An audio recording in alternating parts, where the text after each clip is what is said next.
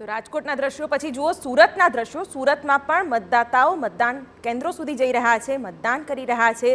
વૃદ્ધો પણ આ મતદાન કરતા હોય તેવા દ્રશ્યો સામે આવ્યા છે અને લોકો ગરમીના કારણે વહેલા મતદાન કેન્દ્રો પર પહોંચી રહ્યા છે તેવા પણ દ્રશ્યો। લોકસભા ઇલેક્શનના ત્રીજા તબક્કાનું આજે જે વહેલી સવારથી તે મતદાન છે તે શરૂ થયું છે। ત્યારે સુરતની વાત કરીએ તો સુરતના અલગ અલગ મતદાન મથકો છે, ત્યાં વહેલી સવારથી મતદારો છે તે પોતાના પરિવાર સાથે મતદાન કરવા માટે પહોંચી રહ્યા છે।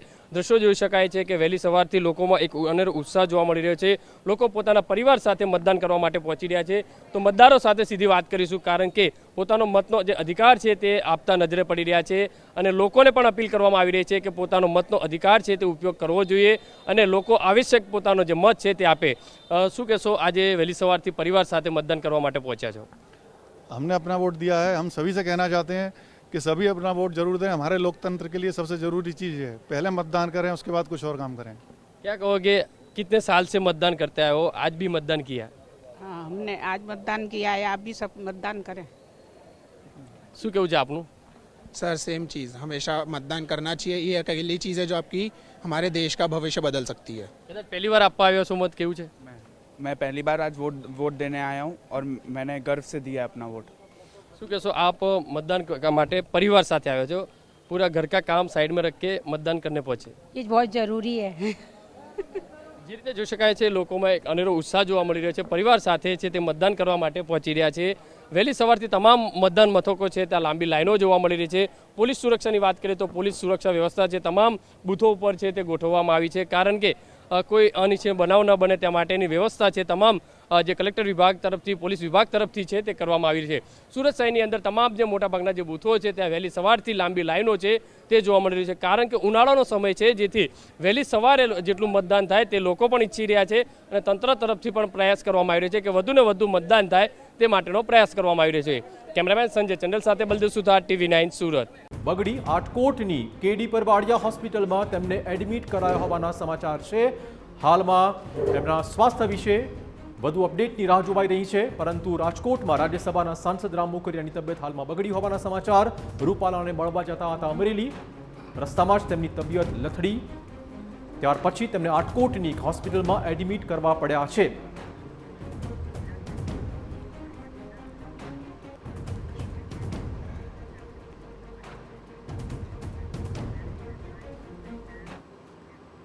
રાજ્યમાં 25 બેઠકો પર શાંતિપૂર્ણ માહોલમાં મતદાન કર્યા પછી આરોગ્ય પ્રધાન ઋષિકેશ પટેલે વાતચીત કરતી મીડિયા સાથે સાંભળીએ તેને।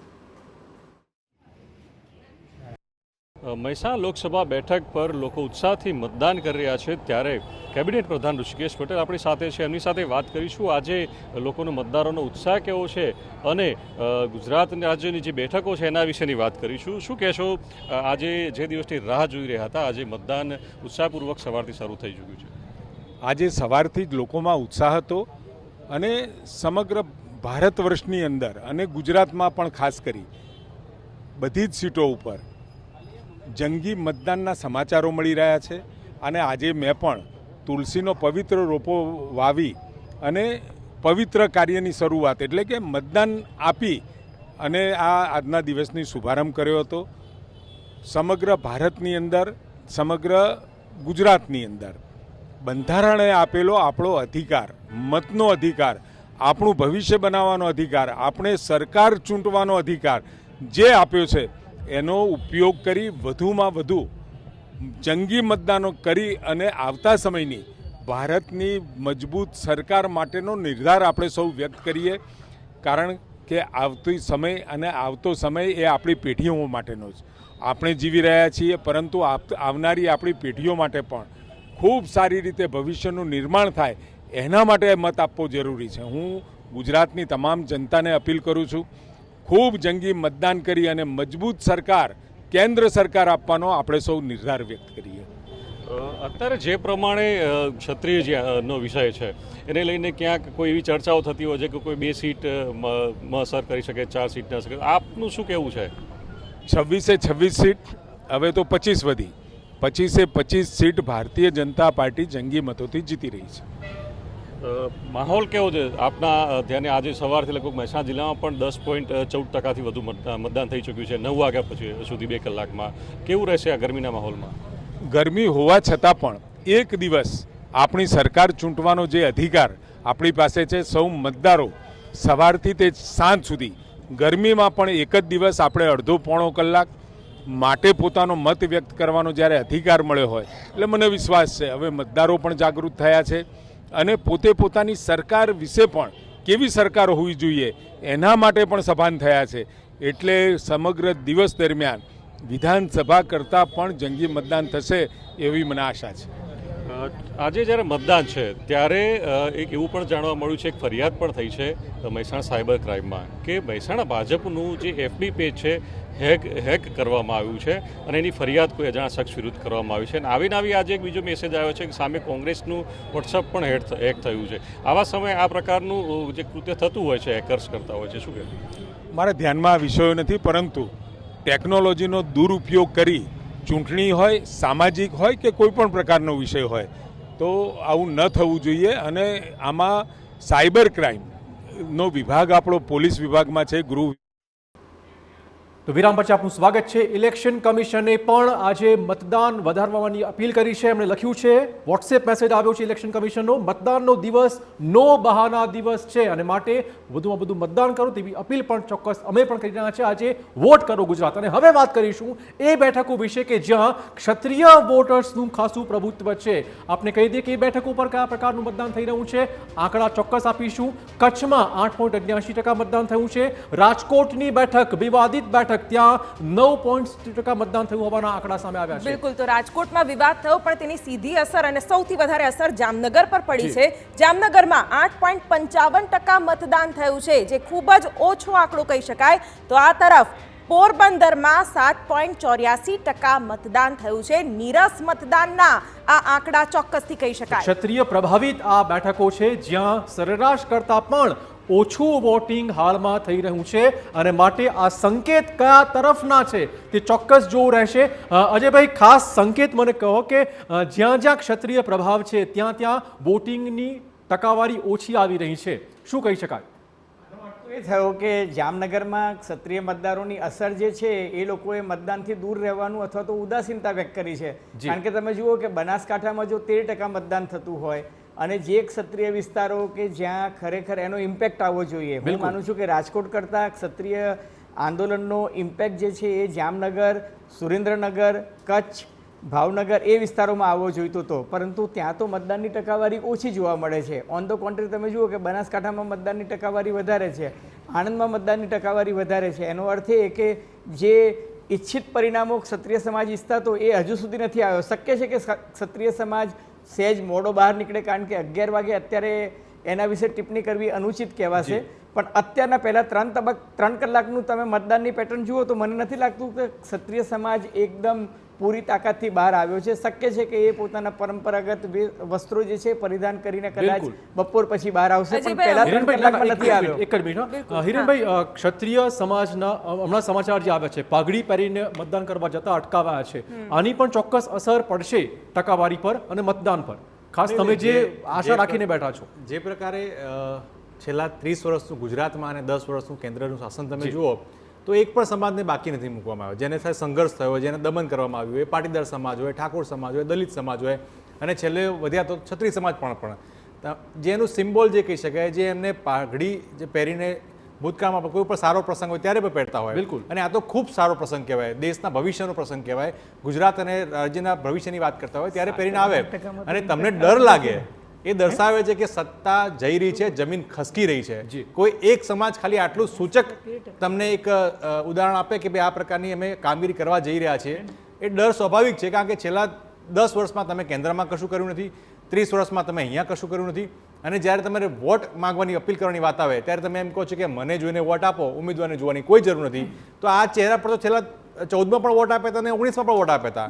એ જ વસ્તુ વાત ગેરંટી કહેવામાં આવી કે 2 કરોડ રોજગાર મળશે, તમને મોંઘવારી નહીં નડે. પણ આજે ગૃહિણીઓ જે છે, અજયભાઈ કીધું કે ક્ષત્રિયો બહાર આવવા જોઈએ વોટિંગ કરવા માટે, તમે 4 બેઠકોનો આંકડા જોયા, સરેરાશ કરતા પણ આંકડો ઓછો આવ્યો છે. એટલે આપણે એમાં ક્ષત્રિયો નહીં હોય એવું આપણે ન કહી શકીએ. હું હજુ પણ કહું છું કે જેમ અજયભાઈ કહ્યું કે એ હજુ પણ આવવાની અને આગામી હમણાં જે સીટો જે એમને વાત કરી કે ભાવનગર હોય, જામનગર હોય, કચ્છ હોય, સુરેન્દ્રનગર હોય, આ તમામ જ્યાં એમને વોટિંગની જે વધારે સંખ્યા છે એ હજુ તો આપણી પાસે 3 જ કલાક છે, હજુ 5 વાગ્યા સુધીનો સમય છે. અને જે પ્રકારે વોટિંગ 60% જેટલું દર વખતે થાય છે એમાં પણ ક્ષત્રિયો વોટ કરે જ છે. એટલે જે અત્યારે આંકડા સામે આવે છે, હું ચોક્કસપણે આશ્વસ્ત છું કે 60 થી 65% જેટલું મતદાન જે દર વખતે ઉમળકાભેર થાય છે એવું થશે. અને આ વખતે ચોક્કસપણે અમલભાઈ, કોંગ્રેસ જે રીતે કહી રહ્યું છે એ રીતે ક્ષત્રિયોએ જો વધારે મત આપ્યા તો તમારું ટેન્શન હાઈ? કોઈ જ ટેન્શન નથી. હું આપને થોડી કોંગ્રેસની માનસિકતા વિશે સહેજ વિગતમાં વાત કરવા માંગુ છું કે કોંગ્રેસ હંમેશા સામાના નેગેટિવ વોટ ઉપર જ, એમની પાસે કોઈ પોઝિટિવ એજન્ડા આજે નહીં, 1947થી કોઈ રહ્યો નથી. અને આપને હું જણાવું કે જ્યાં જ્યાં કોંગ્રેસ બે પાર્ટીઓ હોય ત્યાં સુધી કોંગ્રેસ નેગેટિવ વોટમાં સત્તામાં પણ આવે છે રાજ્યોમાં. પરંતુ જે ક્ષણે કોંગ્રેસ 3જા નંબરે ગઈ એ ક્યારેય બહાર નથી આવતી, કારણ કે એમનો કોઈ પોઝિટિવ એજન્ડા નથી. 1960ના દાયકામાં કોંગ્રેસ તામિલનાડુમાં 3જા નંબરે ગઈ છે ત્યાં આજ સુધી એમનું ઠેકાણું પડ્યું નથી. એ જ વસ્તુ બિહારમાં છે, એ જ વસ્તુ ઉત્તર પ્રદેશમાં છે.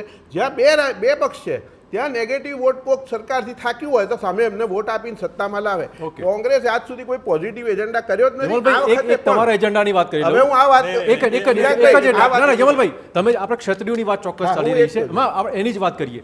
અંતિમ ઘડી સુધી ક્ષમા વિરસ્ય ભૂષણમ, અંતિમ ઘડી સુધી પ્રયત્નો કરવામાં આવ્યા છે, અલગ અલગ નિવેદનો પણ મીડિયામાં સામે કરવામાં આવ્યા છે. લાગે છે કે ડેમેજ કંટ્રોલ થઈ જશે? અમારે ભારતીય જનતા પાર્ટી હંમેશા બધા સમાજને સાથે લઈને ફરવાવાળી પાર્ટી છે. બધાને સાથે લઈને ચાલીએ છીએ. ક્યાંક નારાજગી હોય તો અમે ચોક્કસ દૂર કરીએ છીએ, નમ્રતાથી વિનંતી કરીએ છીએ. પરંતુ કોંગ્રેસ હંમેશા જાતિના આધાર પર વિભાજિત કરી, એમની ખામ થિયરી જુઓ, એમના ભૂતકાળના કોઈ પણ અનુભવ તમે જુઓ, કોંગ્રેસ વિભાજન સિવાય માનતી જ નથી. કે પાટીદારોએ આંદોલન કર્યું. કનુભાઈ શું કીધું હતું? કોડિયા ધોળિયા શું હતું? કોઈ આવી રીતે ક્યાં પછી માફી માંગવી પડી. એટલે એમાં ભાજપ કઈ દૂધે દોયેલું છે એવું તો છે જ નહીં. ભારતીય જનતા પાર્ટી આમાં એ કોઈ સ્લીપ ઓફ ટંગ આટલા મોટા કેમ્પેનના પીરિયડમાં તમે બોલો સ્લીપ ઓફ ટંગ અને કોંગ્રેસ બોલે તો તરત જ માફી માંગી છે ચિરાગ. પણ કોઈ જ્ઞાતિના જેવો પાટીદાર જ્ઞાતિમાં કંઈક સહેજ અસંતોષ થાય એટલે કોંગ્રેસ તરત મેદાનમાં આવી જાય. ક્ષત્રિયોને અસંતોષ થાય, ક્યાંક દુઃખ થાય, તરત કોંગ્રેસ આવે. કોંગ્રેસ પાસે પોતાનો પોલિટિકલ ગેઇન મેળવવાનો પ્રયત્ન. હિરેનભાઈ ચોક્કસ આરોપ કે કોઈ પણ વિવાદ થાય અમને વોટ બેંક જ દેખાય છે, આવું કેમ? નહીં, એટલે એમને કહે છે કે જ્યાં બે જ પક્ષ હોય ત્યાં સરકાર બને. આપણે જોવું જોઈએ કર્ણાટકમાં પણ સરકાર, જ્યાં જેડીએસ પણ હતી અને બીજેપી પણ હતી અને કોંગ્રેસ પણ હતી. એ વસ્તુ તેલંગાણામાં પણ જોઈએ, બીઆરએસ હતી, બીજેપી હતી અને કોંગ્રેસ હતી. ક્યાંય દૂર દૂર સુધી બીજેપી જોવા ના મળે. એટલે આપણને સિલેક્ટિવ આપણે પરસેપ્શન રાખીને આપણે આપણી રાજનીતિની વાત કરતા હોય તો એ ન ચાલે. અને હજુ પણ તમને કહું, તમામે તમામ તમે તમે તમામ ભાષણો જોઈ લો. જે પ્રકારના ભાષણો તમે 30 વર્ષમાં અહીંયા સરકારમાં રહ્યા, અહીંયા તો મુખ્યમંત્રી પણ રહ્યા. કદી મેં સાંભળ્યા નથી મોદી સાહેબને કે એમ કીધું કે હું ઓબીસી છું, મને વોટ આપજો. ભાજપમાં મુખ્યમંત્રી હતા અને પછી હવે તમે દેશમાં ગયા અને પ્રધાનમંત્રી બન્યા, ખબર પડી કે બહુ મોટી વોટ બેંક છે. તરત હું ઓબીસીમાંથી આવું છું, મને વોટ આપજો.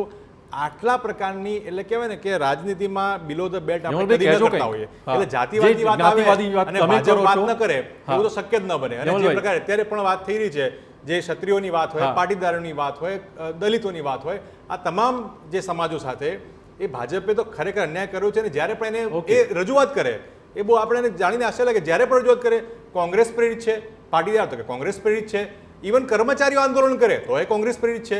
એટલે તમામ જગ્યાએ કોંગ્રેસની વાત, કોંગ્રેસના કથી તકલીફ છે એ એમને ખબર છે. પણ તેમ છતાં ગુજરાત અને દેશની જ્યારે વાત આવતી હોય ત્યારે મુદ્દા આધારિત વાતમાં છેલ્લા 3 આજનો દિવસ પણ ક્યાંય પણ મુદ્દા આધારિત વાત જ નથી થઈ. વાત થઈ છે ક્ષત્રિયોની, વાત થઈ છે ક્ષત્રિયો પર વિવાદિત ટિપ્પણીની અને એના પર થયેલા રાજકારણની. એટલે સવાલ એ જ છે કે લોકો આજે કયા મુદ્દાઓ પર મતદાન કરી રહ્યા છે. ત્યારે સુરતના મતદારોનો કેવો છે મિજાજ, જાણીએ. લોકસભા ઇલેક્શનના 3જા તબક્કાની અંદર ગુજરાતની અંદર વહેલી સવારથી મોટા પ્રમાણમાં જે મતદાન થઈ રહ્યું છે, ત્યારે સુરતની વાત કરીએ તો સુરતના અલગ અલગ મતદાન બૂથો ઉપર મોટી સંખ્યાની અંદર મતદારો છે તે મતદાન કરવા માટે પહોંચી રહ્યા છે. પોતાના ફેમિલી સાથે પણ લોકો પહોંચી રહ્યા છે, તો એમની સાથે સીધી વાત કરીશું. લોકોમાં એક અનેરો ઉત્સાહ જોવા મળી રહ્યો છે. વહેલી સવારથી લાંબી લાઈનો છે તે મતદારોની જોવા મળી રહી છે તમામ બૂથો ઉપર. ત્યારે શું કહેશો, આજે મતદાન કરવા માટે પહોંચ્યા છે, કેટલો ઉત્સાહ? बहुत अच्छा लगा. सबको अपना वोट देना चाहिए. प्लीज़ वोट दीजिए. क्या कहना? ये आपका राइट है, आप प्लीज़ वोट करिए. वोट करिए, आइए जल्दी और वोट करिए. हाय हिप हिप हुर्रे. हमने फटाफट वोटदान किया है, आप भी कीजिए अपना मतदान. हमने हमारा वोट दे दिया है, सब लोग आइए फटाफट वोट देने. सबको धूमधाम से मनाना चाहिए और अपना वोट दीजिए। इस फंक्शन जैसा एंजॉय करिए और अपना वोट कास्ट करिए। एंजॉय। જે રીતે જોઈ શકાય લોકોમાં એક અનેરો ઉત્સાહ છે વહેલી સવારથી મતદાન કરવા. શું કહેશો આજે મતદાન કરવા માટે પહોંચ્યા છો પરિવાર સાથે?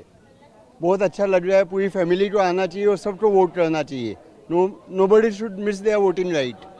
શું કહેશો? વોટિંગ કરવું જોઈએ, બધાને કરવું જોઈએ, બધાને વધારે વોટિંગ થાય એ માટે બહુ સારી વાત છે। पहली बार आए आप वोटिंग करने के? नहीं, दूसरी बार। दूसरी बार आए। हाँ। कैसा लग रहा है? सुबह से कितनी लाइन लग रही है बूथ में?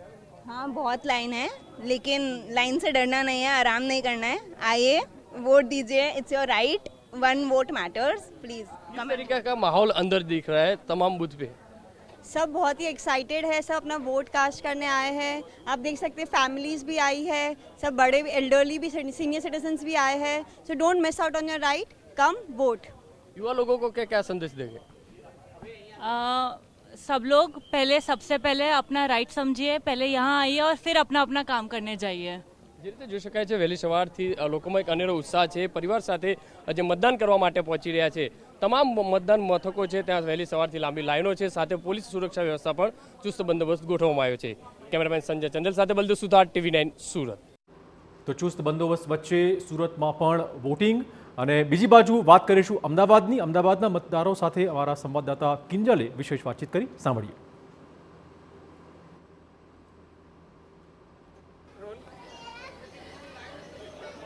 લોકશાહીનું પર્વ એટલે મતદાન. ગુજરાતમાં ત્રીજા ચરણના મતદાનની અંદર એક સાથે વાત કરવામાં આવે તો 25 બેઠકો પર આજે મતદાન થઈ રહ્યું છે. આપ જોઈ શકો છો કે ગરમી તો છે, પરંતુ તેની વચ્ચે પણ જે નાગરિકો છે, મતદાતાઓ છે, તે પોતાનો વોટ આપવા માટે ઘરની બહાર નીકળ્યા છે. આ લાઈન આપ જોઈ શકો છો, આ લાઈન એ અમદાવાદની મતદાન મથકની આ લાઈનો છે કે જ્યાં લોકો માત્ર પોતાનો વોટ આપવા માટે, કેમ કે જો આપને આપના મનપસંદ ઉમેદવાર જોઈતા હોય છે, આપને આપની મનપસંદ સરકાર જોઈતી હોય છે તો આપ મતદાન કરો. આ જે વાત છે તે હંમેશા કહેવામાં આવતી હોય છે.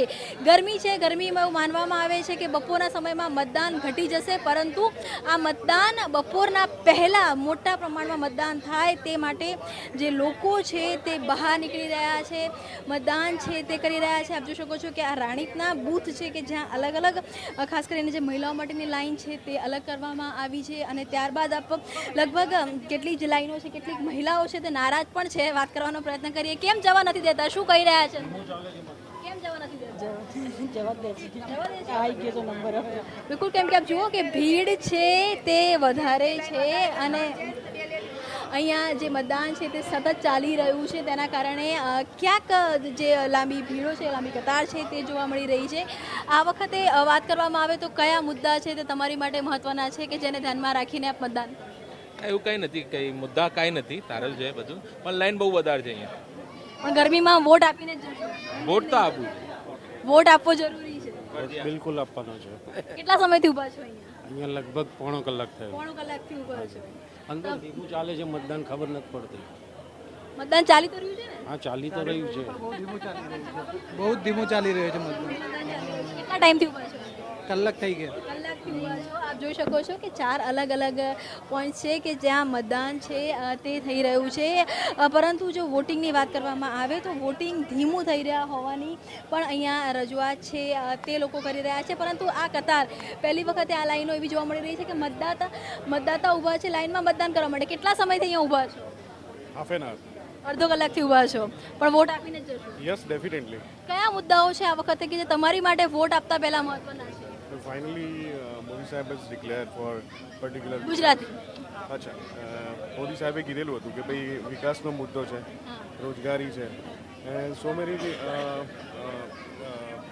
પીપલ આર એટલે વિકાસના મુદ્દા પર આ ભાઈ છે તે મતદાન કરવાના છે. હું હજુ આપને બતાવું છું કે જે બૂથ ઉપર અમે ઊભા છીએ ત્યાં મોટા ભાગે અડધો કલાકથી વધારે સમયથી લોકો અહીંયા ઊભા છે, રાહ જોઈ રહ્યા છે, સતત રાહ છે તે જોઈ રહ્યા છે. કયા મુદ્દાઓ છે કે જે આ વખતે બહુ મહત્વના છે યુવાઓ માટે, મતદાતાઓ માટે?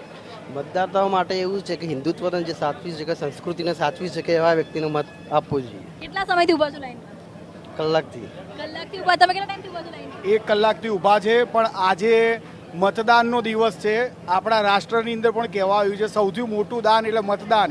1 કલાક હોય કે 2 કલાક, સર્વે TV9 દ્વારા હું કહેવા માંગુ છું કે તમે આવી ગરમીના અંદર પણ તમે 3 કલાક રહીને પણ વોટ કરો.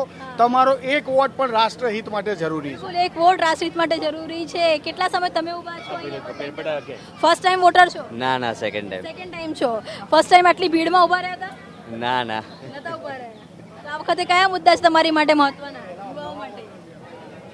રોજગાર મળે છે, દેશ આગળ જાય છે, રામ મંદિર બની ગયું છે. આપણે રામ મંદિર પણ મહત્વનો મુદ્દો છે. આપ જોઈ શકો છો કે જે રીતે અહીંયા લાઈનો છે, સતત અહીંયા લોકો છે તે આવી પણ રહ્યા છે. અડધો કલાકથી લોકો ઊભા છે અને મતદાન છે તે કરી રહ્યા છે. આપ વોટ આપી દીધો? આપે જોઈ શકો છો કે દિવ્યાંગ છે પરંતુ મતદાન જે મતાધિકાર છે તે તેમણે ઉપયોગ કરી લીધો છે. કેટલા સમય પહેલા આવ્યા હતા અહીંયા? 10 મિનિટ પહેલા જ. 10 મિનિટ પહેલા. ઓકે, બધી રીતે સગવડ હતી અમારી. એટલે અમને લઈ ગયા મૂકી ગયા પાછા. કયા મુદ્દા હતા આ વખતે તમારી માટે? તમને લાગે છે કે આટલા મુદ્દા મહત્વના હતા જેની પર મતદાન થશે? મુદ્દા તો શું બધા રેગ્યુલર છે, સરસ જ છે વ્યવસ્થા આપણાને. પણ મતદાન કરશું? મતદાન તો કરીશું ચોક્કસ. તો કોની સત્તા તેને લઈને આજે મતદારો મતાધિકારનો ઉપયોગ કરી રહ્યા છે. ઓવરઓલ આંકડો એટલો ઉત્સાહસભર નથી, પરંતુ હજી કલાકો બાકી છે અને તેની વચ્ચે કેટલું મતદાન થાય છે તે પણ જોવું રહું. અજયભાઈ, હવે શરૂઆત તમારાથી કરીશ. અમારા સંવાદદાતા મુદ્દા પૂછે છે અને લોકો પોતાના મનમાં શું છે એ વિશે વાત કરે છે, પણ આમાં ભાજપનો વોટર છે કે કોંગ્રેસનો વોટર છે એ પણ ક્યાંક અંદાજ આવી રહ્યો છે, પણ ઓવરઓલ ટકાવારી મતદાનની એટલી ઉત્સાહી નથી. તમે જુઓ કે ભારતીય જનતા પાર્ટીનો વોટર હોય એ રામ મંદિરની વાત કરશે, એ 370ની વાત કરશે, એ વડાપ્રધાન નરેન્દ્ર મોદીના નેતૃત્વની વાત કરશે. એટલે તમે તરત એનો ક્યાસ કાઢી શકો. અને મોટે ભાગે શહેરી વિસ્તારમાં કોઈ પણ મતદારને પૂછશો, દાખલા કે અમદાવાદ, ગાંધીનગર કે વડોદરા કે સુરત, એટલે હવે નવસારીની બેઠક તમે જુઓ તો 80% મતદારો, બલકે 90% મતદારો ભાજપ તરફી જ વાત કરશે. પણ ખરેખર તમે બનાસકાંઠા જુઓ કે આણંદ જુઓ કે બારડોલી જુઓ કે રૂરલ કે ટ્રાઇબલ એરિયા જે છે ત્યાં તમને સાચો અંદાજ પણ આવશે અને એનો સાચો ક્યાસ પણ તમે કાઢી શકશો. અને જે લોકો સત્તા તરફી બોલવા માંગતા હોય ને એ તો બહુ મુખર થઈને બોલતા હોય, કારણ કે એમાં એમને કોઈ વાંધો જ નથી. સત્તા વિરોધી જ્યારે વાત કરવાની આવે ત્યારે લોકો વાત કરતાં ક્યાંક ડરતા હોય છે અને દહેશત પણ અનુભવતા હોય છે. પણ એક વાત સ્પષ્ટ છે કે ભારતીય જનતા પાર્ટીના મુખ્ય મુદ્દાઓ જે છે એમાં રામ મંદિરની વાત છે. પરમ દિવસે જ વડાપ્રધાન નરેન્દ્ર મોદી ફરી એકવાર અયોધ્યાના જઈને રામ મંદિરની મુલાકાત લઈ આવ્યા. હકીકતમાં અયોધ્યા એટલે કે ફૈજાબાદની ચૂંટણી તો 20મી મે થવાની છે. આજનો જે ચૂંટણીનો રાઉન્ડ છે એના પછી 13મી મે ચૂંટણી અને ત્યારબાદ 20મી મે પણ જતા હતા. એટલે ત્યાં પણ જઈ આવ્યા અને અયોધ્યામાં રોડ શો પણ કર્યો. એટલે ભારતીય જનતા પાર્ટી જે છે રામ મંદિરનો મુદ્દો અને 370 બેઠકો જીતવાની વાત કરે છે. એટલે 370મી કલમ એ મતદારોના માઇન્ડમાં હેમરિંગ થાય એ રીતે ઇરાદાપૂર્વક પોતાનું નેરેટિવ સેટ કરી રહી છે. જ્યારે કોંગ્રેસ પાર્ટી જે છે એ ગરીબી, બેકારી, આર્થિક અસમાનતા, મોંઘવારી અને ઉદ્યોગપતિઓને 16 લાખ કરોડની માફી આપી એ જ વાત પર હેમરિંગ કરવાની કોશિશ કરે છે. એટલે દરેક પાર્ટી પોતપોતાની રીતે નેરેટિવ સેટ કરી રહી છે. જમલભાઈ, હવે આજે વોટિંગ થઈ રહ્યું છે ગુજરાતમાં 25 બેઠકો પર. પેલો 5 લાખની લીડનો ટાર્ગેટ હજુ યથાવત છે? બિલકુલ યથાવત છે, કારણ કે ભારતીય બોલવાનું બધા નેતાઓએ બંધ કરી દીધું છે એવી ચર્ચાઓ છે. ના, બોલવાનું બંધ કરવાથી ટાર્ગેટ ઓછું નથી થતું. આમાં એવું છે, ભારતીય જનતા પાર્ટીના કાર્યકર્તાવાળી જે પેજ સમિતિની જે આખી વ્યવસ્થા છે ને તે બહુ જ અસરકારક છે. અને આપણે વિધાનસભાની ચૂંટણીમાં જોયું 156 સીટ જ્યારે આવી ત્યારે એ જ પ્રકારે અત્યારે પણ જે ભારતીય જનતા પાર્ટીના પેજ સમિતિના કાર્યકર્તાઓ છે એ એમની રીતે સાયલેન્ટલી વોટિંગ કરાવી રહ્યા છે.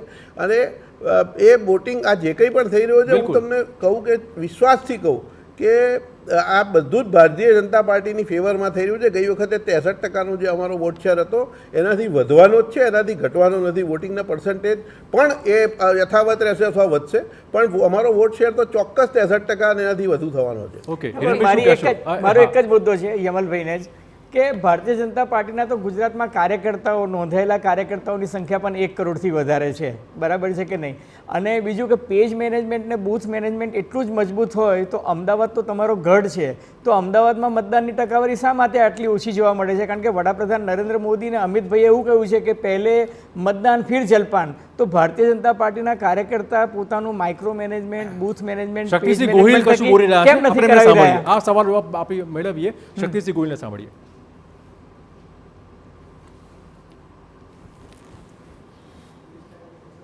શક્તિસિંહ મદદે આવી ગયા.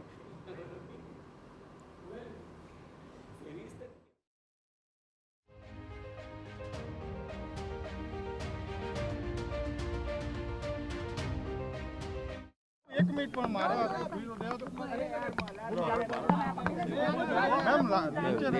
સાઈડ મેં કરો. શ્રી ગોહિલ પણ ખાસા આશાવાદી છે આ વખતના વોટિંગ માટે, અને કોંગ્રેસ તરફી મતદાનની ચોક્કસ તેમની આશા અપેક્ષાઓ.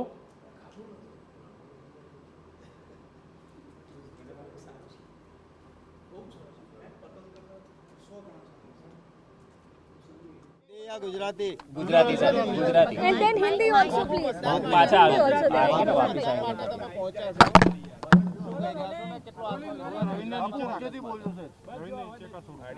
ચૂંટણીનું એક પવિત્ર પર્વ તરીકે એ મતદાન છે. લોકશાહીમાં જનતા જનાર્દન છે અને લોકો નિર્ણય કરતા હોય છે, અને પોતાના મતનો ઉપયોગ મતદાતા અવશ્ય કરે એ જરૂરી છે, કારણ કે આવતા 5 વર્ષ સુધી એમનો અવાજ કોણ બનવાનું છે, કયો શખ્સ અને કયો પક્ષ એ નક્કી થતું હોય છે. 5 લાખથી જીતતુંના દાવા કરનાર ભારતીય જનતા પાર્ટી અહંકારમાં હતી. પોતાની ધન સંપત્તિ અને પાવરના બળ ઉપર હું સલામ કરીશ મારા ગુજરાતીઓને કે આજ ભારતીય જનતા પાર્ટીના અહંકારને તમામ વર્ગ, ધર્મ, જાતિ, જ્ઞાતિના ભાઈઓએ ભેગા થઈને જે રીતે ભારતીય જનતા પાર્ટીની વિરુદ્ધનું વાતાવરણ ઊભું કર્યું છે, ત્યારે તંત્રનો બેફામ દુરુપયોગ છેલ્લા 3 દિવસથી થઈ રહ્યો છે. તો આજે મતદાનનો દિવસ અને લેટેસ્ટ મતદાનના આંકડા પણ આપને જણાવી દઈએ.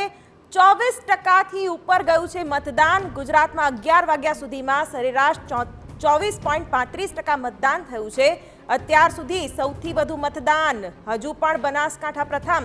બનાસકાંઠામાં સૌથી વધારે મતદાન થયું છે. બનાસકાંઠાનો આ મતદાનનો આંકડો શું સૂચવે છે તે વિશ્લેષણનો વિષય ચોક્કસથી.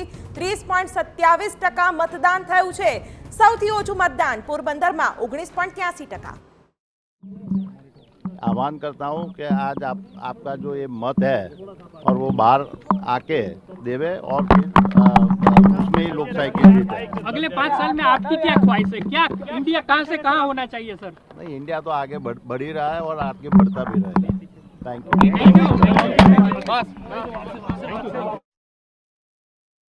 તો ગૌતમ અદાણીએ મતદાન કર્યું, ત્યારબાદ પત્રકારે પૂછ્યું કે ભારતને તમે ક્યાં જોવા માંગો છો, શું આશા છે? તો ભારત આગળ વધવું જોઈએ તેવું તેમનું નિવેદન. જો કે આ મતદાનના આંકડા જે અમે આપને દર્શાવી રહ્યા છીએ, છોટાઉદેપુરમાં 26.28% મતદાન થયું છે. ગુજરાતમાં 11 વાગ્યા સુધીમાં 24.35% મતદાન. એકંદરે સારી ટકાવારી. હજુ પણ 6 વાગ્યા સુધીનો સમય બાકી, જેમાં વધુમાં વધુ મતદાન થાય તેવી અપીલ અમે પણ સતત કરી રહ્યા છીએ. બનાસકાંઠામાં 30.27% મતદાન થયું છે. બનાસકાંઠાનો જંગ ખરાખરીનો છે.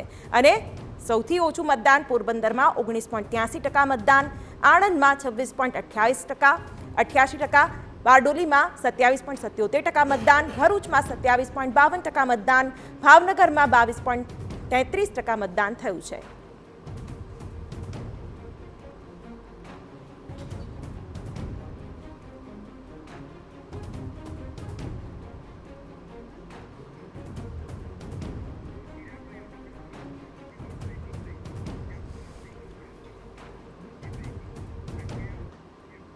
દરમિયાન મહત્વપૂર્ણ સમાચાર મળી રહ્યા છે અરવલ્લીથી, જ્યાં મોડાસામાં કંઈક ડખો થયો હોવાના સમાચાર છે.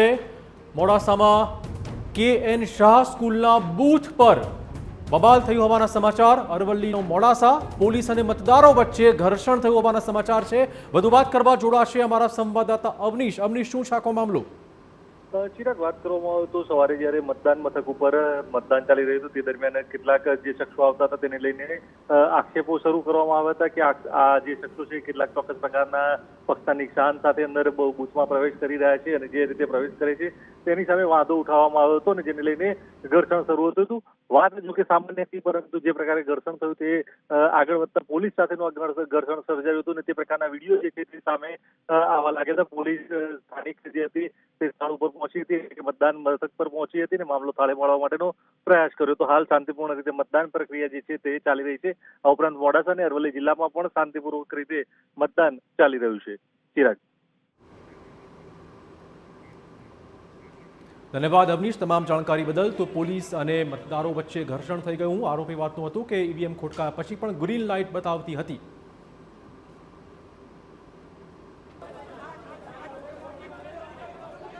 તો મોડાસાની KN શાહ સ્કૂલનો આ બનાવ છે. એક બૂથ પર આ રીતે ઘર્ષણ થયું છે.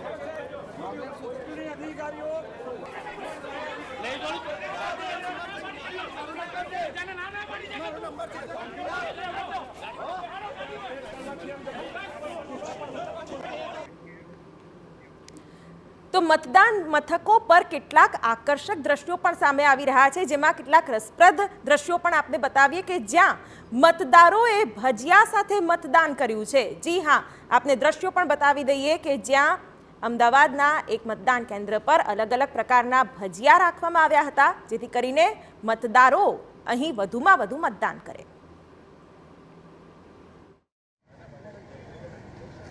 પનીર, કમર કાકડી, રીંગણ સહિત એવી વસ્તુઓ કે જેના ભજીયા કદાચ તમે નહીં ખાધા હોય, આ તમામ વસ્તુઓના લગભગ 100 જેટલી વેરાયટીના અલગ અલગ પ્રકારના ભજીયા તૈયાર કરવામાં આવી રહ્યા છે કે જે ભજીયાઓ મતદારો માટે તૈયાર કરવામાં આવી રહ્યા છે. કેળા, રીંગણ, કેરી સહિતની અલગ અલગ વસ્તુઓના લગભગ 100 જેટલી વેરાયટીના ભજીયા મતદારોને ખવડાવવા માટે આયોજન કરવામાં આવી રહ્યું છે, જેના આયોજકો માત્ર ને માત્ર કોઈ પણ પોલિટિકલ વ્યક્તિ નહીં પરંતુ સ્થાનિકો છે. તેમની સાથે વાત કરીશું. કેટલી વેરાયટીના કયા પ્રકારના ભજીયા? અમે રાધાસ્વામી પાર્કના આયોજન એટલા માટે રાખેલું કે આજે જે મતદાન છે એ બધું 100% મતદાન થાય એના માટે અમે આ રાખેલું છે. અને બધું એવું રાખેલું છે કે જે પણ મતદાન કરે એને બધું આ નાસ્તો અને બધું અમે અમારી રીતે તરફથી કરાવવામાં આવેલું છે, આયોજન નાખવામાં આવેલું છે. કેટલી વેરાયટી છે? કઈ કઈ વસ્તુઓના ભજીયા છે? વેરાયટી 50-60 વેરાયટી છે ઓછામાં ઓછી. કહેવાનો મતલબ છે કે આ વિધાનસભાની ચૂંટણીમાં જેમ મતદાન વધારે થાય, આ કોઈ રાજકારણી પ્રોગ્રામ છે નહીં, બધી રાધાસ્વામી સોસાયટી તરફથી આયોજન કરેલું છે. જેટલું મતદાન વધારે થાય એના માટે બધે આયોજન કરેલું છે. એના બદલે શુભ આભાર મતદાન કરીને. અચ્છા, કેટલા સ્વયંસેવકો છે અને કેટલી વસ્તુઓ, કઈ કઈ વસ્તુઓ છે કે જે યુનિક ભજીયા લાગે? આપણા સોસાયટીના માણસ છે અને આજુબાજુમાં માણસ બિચારા આવ્યા છે અને અમે 4-5 દિવસ સળંગ મહેનત કરીએ છીએ.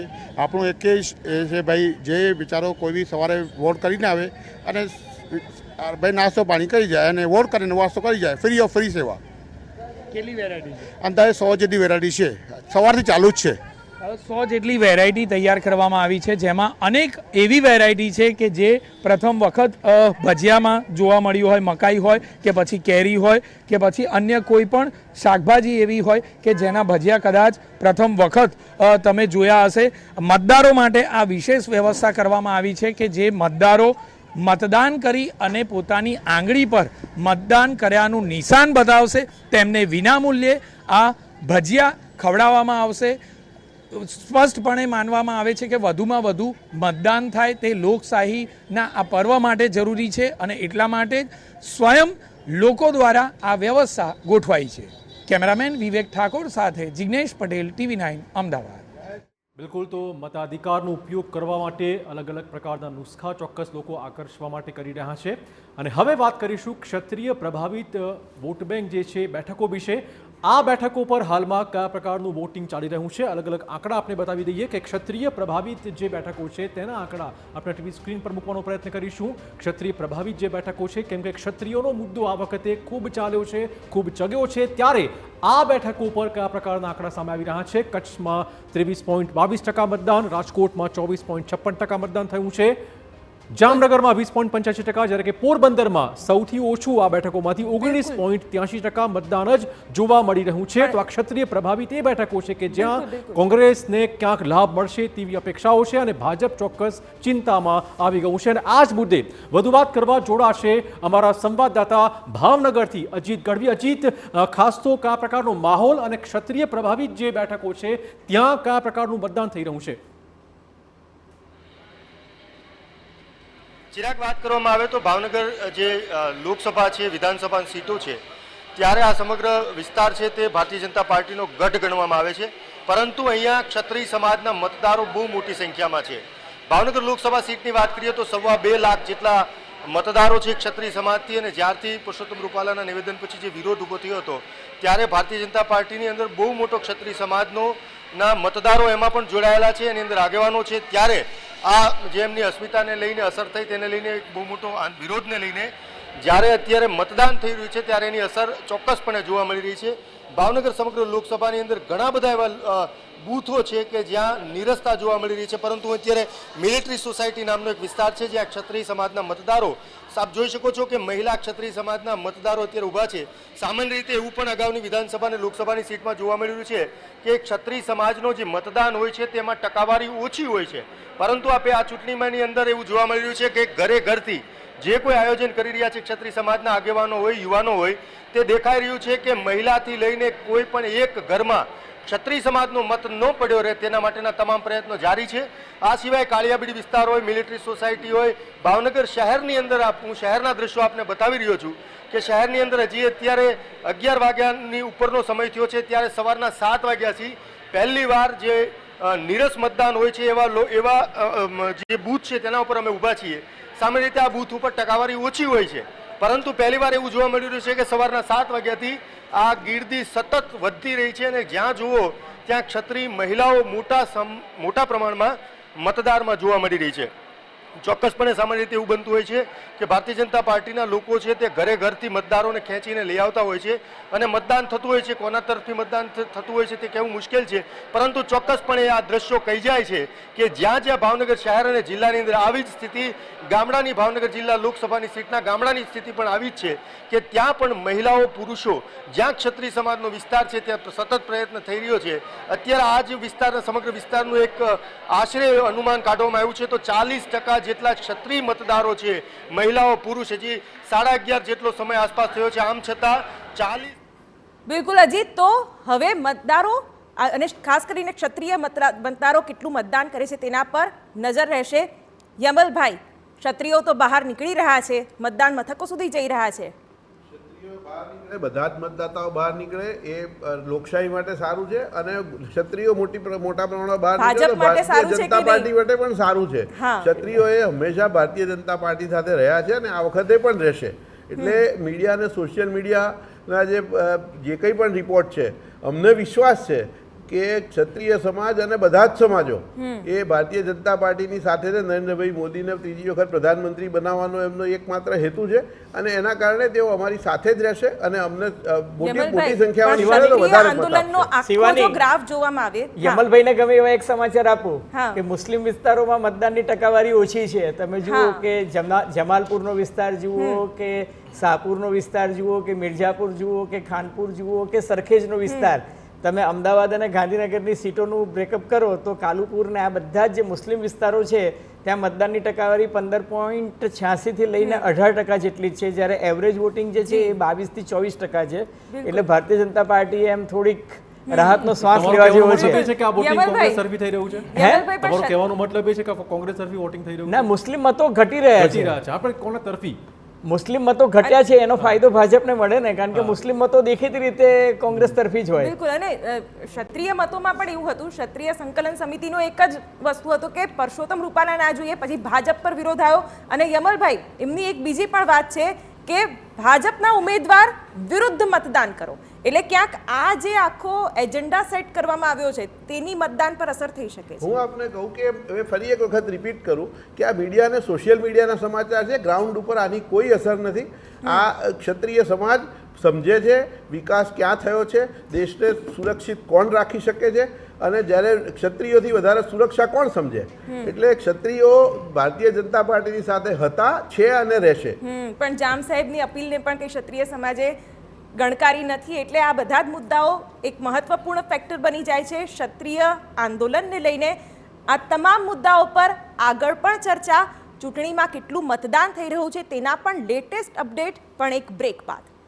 લોકશાહીનું મહાપર્વ ચાલી રહ્યું છે. મતદારો પોતાના મતાધિકારનો ઉપયોગ કરી રહ્યા છે ને રાજકોટમાં વહેલી સવારથી મતદાન મથકો પર મતદારોની લાઈનો લાગી છે. આપને હું દ્રશ્યો બતાવવા માંગીશ. રાજકોટની જે બારદાનવાલા મહિલા કોલેજ છે ત્યાંના દ્રશ્યો છે કે જ્યાં જે પ્રકારે દ્રશ્યો જોઈ રહ્યા છો કે મોટી સંખ્યામાં મતદારો છે પોતાના મતાધિકારનો ઉપયોગ કરવા માટે પહોંચ્યા છે. મતદારોની લાંબી લાઈનો છે તે અહીં જોવા મળી રહી છે.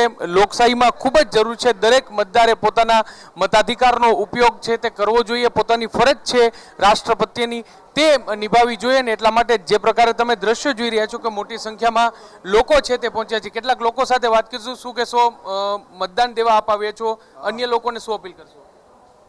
મતદાન કરવું જોઈએ અને એ આપણા નાગરિકનો ફરજ છે. મોટી સંખ્યામાં લોકો આવી રહ્યા છે, શું કહેશો? આજે આમ જોઈએ તો યંગ જનરેશન વધારે મતદાનમાં હોય એવું અત્યારે અમને દેખાઈ રહ્યું છે, કારણ કે સવારનો ટાઈમ છે અને યંગ જનરેશન જે નવા 18 વર્ષની ઉંમરમાં જે આવ્યા છે એનો હરખ એટલો છે કે આજે વહેલું મતદાન કરવા અમારે જવું છે. દાખલા તરીકે અમારો સન ધ્યેય છે તો એ પણ અત્યારે આવ્યો છે, નકર એ તો 11 વાગ્યા પહેલાં ઉઠતો પણ નથી, પણ એનું વહેલું મતદાન માટે એ પણ આવ્યો છે. ફર્સ્ટ વોટર છે, પહેલું વાર મતદાન છે તે કરીએ છીએ. તમે શું કહેશો, ફર્સ્ટ વોટર બીજા તમારા જેવા યુવાનોને શું અપીલ કરશો, શું કહેશો? મતદાન કરવું જોઈએ. એક યુવા છો, કયા મુદ્દાને લઈને મતદાન કરશો? કયા મુખ્ય મુદ્દા હોઈ શકે? પોલિટિક્સ માટે ને ઇન્ડિયા માટે, કે એમના ફ્યુચર, ઇન્ડિયાના ફ્યુચર માટે ઇમ્પોર્ટન્ટ છે. ભારતનું ફ્યુચર છે તે ઇમ્પોર્ટન્ટ છે ને તેને લઈને મતદાન કરશે. મહિલાઓની પણ લાંબી લાઈનો છે તે જોવા મળી છે. આપણે બહેનો સાથે પણ વાત કરીશું. બેન, શું કહેશો, મતદાન આપવા માટે આવ્યા છો, બીજા લોકોને શું અપીલ કરશો? હા, મતદાન કરવું જ જોઈએ. બહેનો પોતાનું ફટાફટ કાર્ય કરીને બાળકો, ચા પાણી, નાસ્તા, કાલો હવે દૈનિક કાર્ય પતાવીને ફટાફટ મતદાન કરી આવીએ અને દેશનું ભાવિ એ ઉજળું બનાવીએ. તમે બેન શું કહેશો, યુવા છો, યંગસ્ટર છો, કયા મુદ્દાને લઈને તમે મતદાન કરશો? દરેક નાગરિકને મત કરવો જ જોઈએ, આપણો અધિકાર છે. આપણા ઇન્ડિયા માટે, આપણે એક મોદી માટે મત કરવો જ જોઈએ. લોકો છે તે પહોંચી રહ્યા છે. બેન, આપ શું કહેશો, શું લોકોને અપીલ કરશો? વોટિંગ કરવું એક બહુ જ ઇમ્પોર્ટન્ટ આપણી જિમ્મેદારી છે, એટલે આપણે નિભાવવી જ જોઈએ. દરેક વ્યક્તિ છે તેમને પોતાની જવાબદારી છે તે નિભાવવી જોઈએ. અલગ અલગ જે દ્રશ્યો છે તે જોવા મળે છે. આ દ્રશ્યો છે ખૂબ જ જરૂરી અને ખૂબ જ મહત્વના દ્રશ્યો છે કે દરેક વ્યક્તિ પોતાનો મતાધિકારનો ઉપયોગ કરવા માટે પહોંચી રહ્યા છે. યંગસ્ટર હોય 18 વર્ષના કે જેઓ ફર્સ્ટ વોટર હોય તેઓ લોકો છે તે પહોંચી રહ્યા છે. વૃદ્ધ લોકો છે તેઓ મતાધિકારનો ઉપયોગ કરવા માટે પહોંચી રહ્યા છે અને સાથે સાથે જે તમામ દિવ્યાંગ લોકો હોય તે પણ અત્યારે મતાધિકારનો ઉપયોગ કરવા માટે પહોંચી રહ્યા છે. લોકશાહીમાં ખૂબ જ જરૂરી મતદાન આપવાનું છે ને પોતાના અલગ અલગ મુદ્દાઓને ધ્યાનમાં લઈ અને લોકો પોતાના મતાધિકારનો ઉપયોગ કરી રહ્યા છે. કેમેરા પર્સન ભાવેશ લશ્કરી સાથે મોહિત ભટ્ટ, TV9 રાજકોટ.